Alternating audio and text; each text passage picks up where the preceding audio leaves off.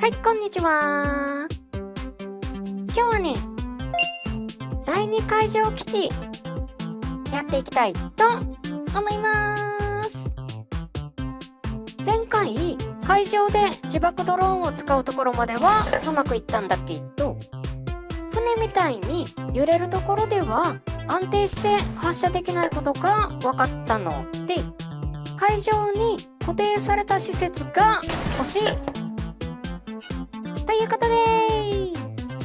行ってみましょう。まず設置場所をどこにするかなんだけど、この辺は少し海に入るとすぐ深くなるので、割とどこでもいいかな。ただ本拠地にあまり近いと物が多すぎてカクカクするようになるし、距離的にちょうど良さそうな場所は陸地に平地がないし、平地がある場所を選ぶとちょっと遠くなるしで微妙に悩みますね。ちなみに今回第2ってつけてるのは、昔から見てくださってるお客さんはご存知かもしれないんだけど、以前海上基地ってタイトルで同じコンセプトのものを作ったことがあるので、それで第2ってつけています。まあ1年半前でバージョンも古いし、私の喋り方も古いのであんまし見なくても大丈夫なんだけど当時と比べて世界がいろいろ変わったので、もっといいものが作れるんじゃないかな。なんだこりゃ。あ、以前ロケットランチャーでドローン基地を壊した時の弾がこんなところまで飛んでたんですね。海はきれいにしときましょう。よし、場所のめどは立ったので、次は資材を整えます。今回は海上基地のベースユニットを作るところまでやるつもりなんだけど、ベースユニットは主に草で作ろうと思ってます。ただそれだと強度が不安になるのと、いずれ電気を使おうとした時に配線が必要になるので、合金を使えばその両方が解決しますね。ここの要塞の壁を暇な時にコツコツ削ってたので、ここから何枚か持っていきます。とはいえ合金はかなり重たいので、必要な量をあの辺まで運ぶのはなかなか疲れそうですね。お、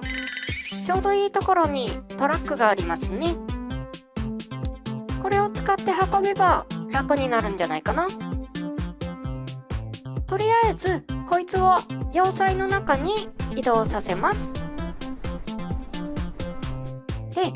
合金の板がどのくらい重いのかというと、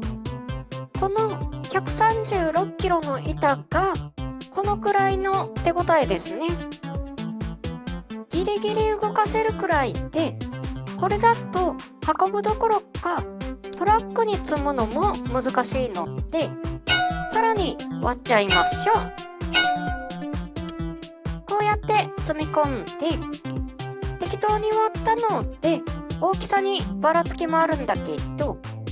合計約300キロくらいあります。大丈夫かな？とりあえず行ってみましょう。さすがにこれだけ重いとこの裏の坂が厳しいかな。電池はいくらか予備があるんだけど、いや待てよ、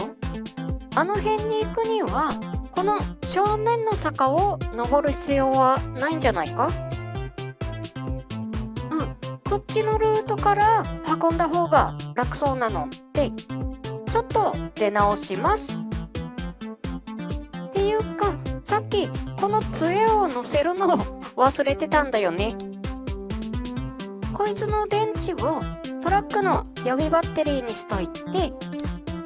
いざある程度登ったところで方向転換。これある程度はカーブできるんだけど、こういう直角カーブはできないので、一旦停車してから手動で向きを変える必要がありますね。荷物が重すぎるのでどうかなとは思ってたんだけど、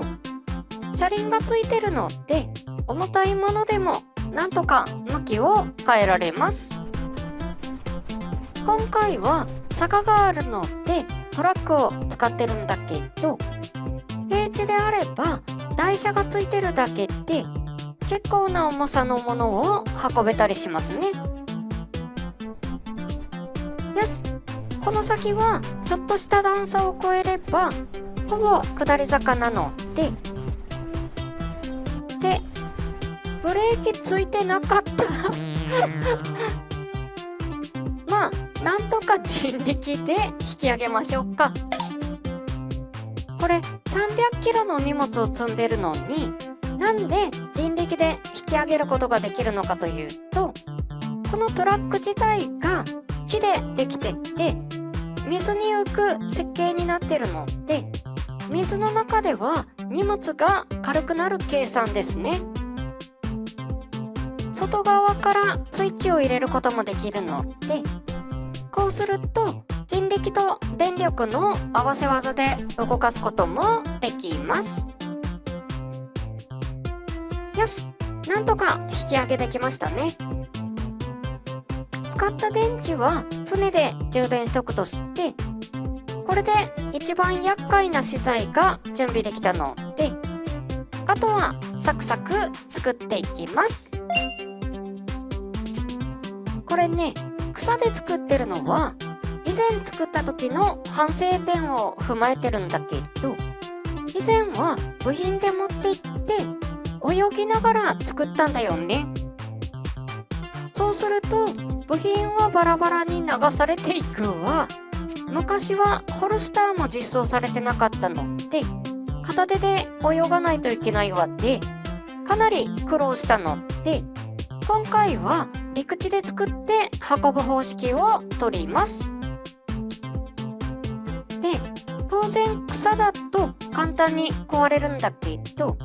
この外周部分を合金で補強しておけば、いきなり全開でもしない限りは後から板を追加すれば修理できるってな算段です。ちょっとズレがあるんだけど、まあ実用上問題ないと思うので、気が向いたら直しましょうかね。試しに浮かせてみると、よし、これだけ合金を乗せても全く問題なく浮きますね。一応その辺のドローンを捕まえてきて、ドローンが停止する深さがあるかどうかを念のため確認してみたんだけど、この程度の距離でちゃんと停止しますね。で、草がむき出しってのもいまいちなので、木の板か何かをつけるつもりだったんだけど、公式ディスコードの設計図のページにちょうどいいものがあったので、ポチッとな。はい、ルーさんの松材チェック柄パネルを拝借しました。これね、まるで注文したかのようなサイズ感で、この辺ちょっとだけずれてるんだけど、まあこれも暇な時になんとかします。よし、これでベース自体は完成なんだけど、これを地面に固定する柱が必要ですね。これもね、以前は苦労したんだけど、今ではゴムが実装されてて、これがある程度水に沈んで、ある程度の強度があって、とても加工しやすいっていう便利素材なので、こいつを柱にします。しかもこの動力が何もない海上基地をつっかえ棒みたいにして漕ぐことができます。なんかこう海上基地とかいうものを作ってる割にはやってることが原始的なんだけどこの辺でいいかな。これでこの棒で固定すれば、ちょっと傾いたか。ちょっとね、柱はやっぱし正確につけた方が良さそうなので、いっぺん潜って先に固定しときました。これにベースユニットを固定すると、一応まっすぐかな。よし、これで無事に設置することができました。ひとまず今回の主目的はこれで達成なんだけど、自爆ドローンのスポナーを乗せるところまでやっときましょうか。船と基地が壊れないように接現するのがなかなか難しいんだけど、